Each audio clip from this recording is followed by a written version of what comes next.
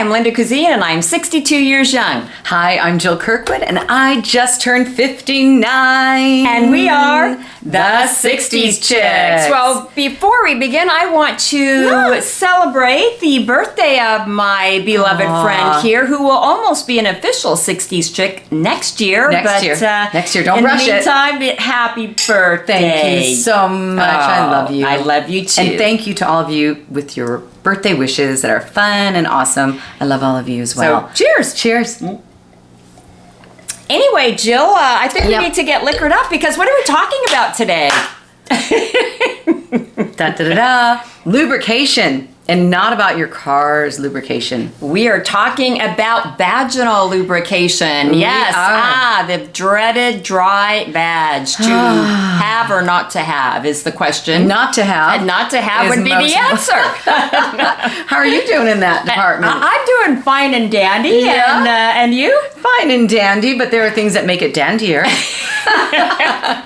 And I will share why, even though I'm 62 years old, why I have not had that particular problem. And then Jill will get into much more detail about different products that you can use. I have not had to use, well, come on, for the fun of it, absolutely. And I'm not saying that, I haven't, but for the most part, I don't need to exponentially terribly a lot is because I'm on hormone replacement therapy. I wound up having to have a hysterectomy when I was in my 30s. I had cervical cancer, Jill. I'm sorry about that. But I'm glad you're healthy and well. Absolutely. And so I have been on hormone replacement since then, and taking estrogen helps with vaginal dryness. Absolutely. And in conjunction with progesterone is kind of a good cocktail, and it's worked well for me. So absolutely. Have you ever done bioidenticals? I have done bioidenticals, and that's where, my friends,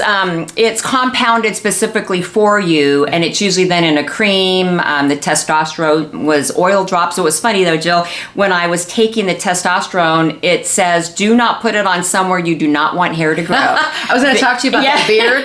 And that mustache that I shaved. So I had to put it on the inside of my wrist, or they said, they're like, there's a few body parts that doesn't really grow much hair, but they're like, oh no, don't put it on your face or somewhere where you don't want a beard to grow. Makes sense. So that's kind of scary. Yeah. So do you notice a difference between like traditional HR and bioidenticals? Not personally, no. I felt great on both of them, so didn't notice. I had to switch over though. My current insurance does not pay for the bioidentical, and I felt fine on the regular That's good. ones. So well, that's good to know. We'll have another show on hormone replacement therapy. Yes, we should. So we're going to talk lubrication. Let's talk lube. Lube it up, baby.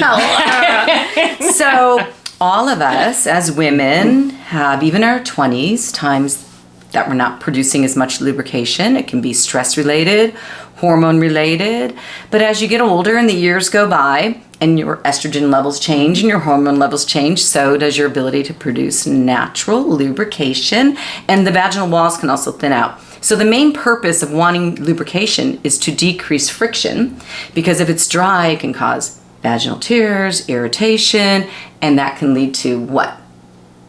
Well, it can lead to urinary tract infections. That's been kind of something that I've struggled with. And other kind of just vaginal infections.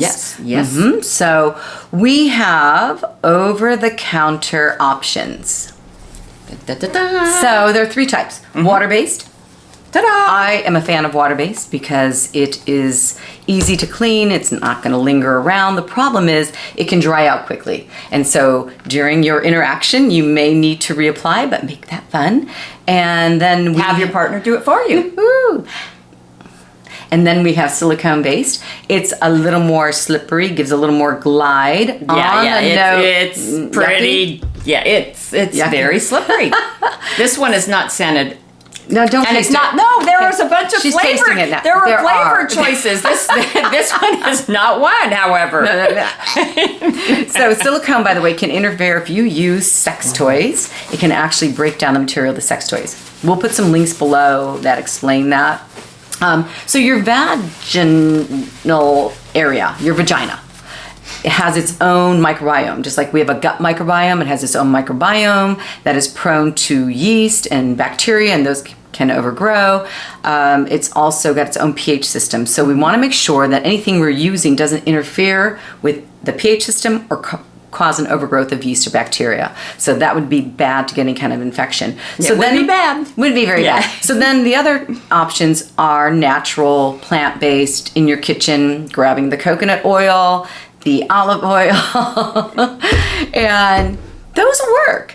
But they are oil-based, and they make a mess on your sheets, first off. Oh, yeah. And they're harder to clean. So, after your sexual interaction, you always want to make sure, don't just throw on clothes and run out the door. Clean, clean, clean, wash, wash, wash, wash. So water-based is easier. Well, do a little cuddling first. Then you can run and shower. Well, of course. The cuddling is most important.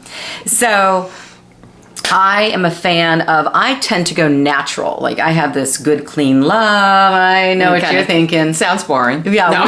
we want the product to say bad, naughty, sexy love. I am so kidding. And no, she's not. We bad, naughty, sexy. That's good. We like that. But we can maybe make a product. Okay. 66 bad, naughty, sexy. And I also have one that's Lola. And has aloe. So all the products that I like are natural based. Just like your skin, your largest organ. You don't want to put anything on it that is loaded with chemicals, artificial colors. Some of the lubricants actually have artificial colors because the ones that have taste to them or heat to them, they add these ingredients, and those are no good. Oh yeah, I think one time there was one, and it was the heated kind, and it kind of came out like a reddish color. These are clear. Yeah. But so you don't want to put those inside your body because that's a mucous membrane, and you're absorbing some of that into your system. So stay as clean and natural as possible. What about spit? Hey, it's a natural product, right? So I think Linda's job is to horrify me and terrify me. Spit. Do not use saliva. And we're already exchanging spit when we're in these moments of intimacy. We are. So we are. I did some research. The human mouth is one of the dirtiest mouths. It's loaded with bacteria. And now, so Jill said that it actually is dirtier than a dog's, and then I asked, when was the last time you actually saw a human licking their behind? Which again, she's horrifying me and terrifying me. So I don't know. Who knows if that's true? I've never investigated, but that's the saying out there, and I would tend to believe it. But I don't know. You really want to be careful. There are people who have loads of bacteria in the mouth and infections, and they absolutely. As a matter of fact, Jill, I was reading that if you use saliva as a form of lubrication, you can actually give your partner an STI. Now, an STI. Different than an STD, which is sexually transmitted disease. An STI is sexually transmitted infection. So that would be the precursor. You would start with an infection, and then if you did not get that treated, it would turn into the disease. So your partner could have a tooth abscess. Again, horrifying. Yes. Okay. Or, it happens. They could have oral herpes. So there are things that could be transmitted if you are using your saliva as lubrication for your partner. Yeah. And so what's the bottom line? Don't. Yes. The short answer is don't. Don't. Go get the coconut oil, avocado oil. Just don't use guacamole or anything like that. But really, we want to take care of it. What about whipped cream? So whipped cream, chocolate sauce. Good, right? No, so whipped cream, chocolate sauce, good for external fun, not for internal lubrication. No, I'd say waist up for the whipped cream and the chocolate and the cherries maybe and the toes and the knees. What about the toes and the knees? Sure, yes. Head, shoulders, knees, and toes. I'm starting to blush, I think. Not flashes. When as women we embrace our lives in all stages, and just as we get older and the hormones change, so does the situation below. So there are options to continually make sex fun, because I have heard from both younger friends and older friends who have chronic dryness, it can be very painful as well. And so talk to your doctor always and get their advice and look at the products. So there is a link we'll put down below that gives a list of products that does not interfere or change the vagina's pH system. And that's really important. So Other than that, happy sex. Happy sex. You know what we say? We say lube up. Lube up. Lube up. And then on another show, we'll talk about foods, because foods you eat can also affect your vaginal health on many levels. Okay. So we'll talk about that. Is that cool? Alrighty. That is cool. All right. That is cool. I say, hey, I need some... I need a straw in that bottle. I need some alcohol and some sex, I think. Good idea.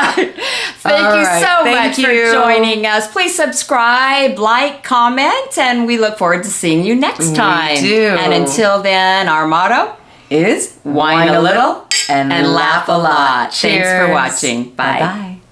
Bye-bye.